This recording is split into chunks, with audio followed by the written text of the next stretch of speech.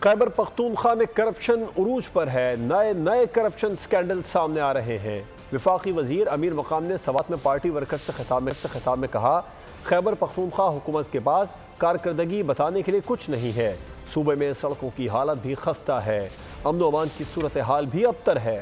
وزیر اعلیٰ کے پی کے پاس عوام کی بہتری کے لیے کوئی منصوبہ نہیں۔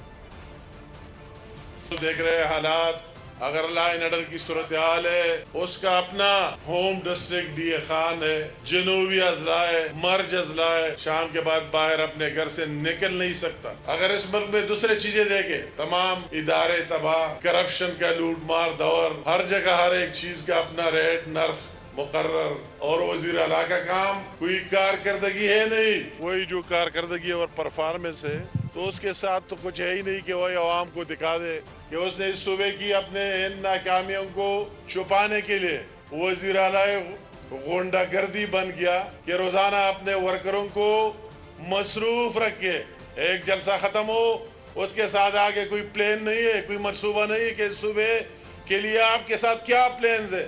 تو آپ کے ہاتھ کس نے روکے اس صوبے کی فلاح بہبود اور اس کے مسائل حل کرنے کے لیے؟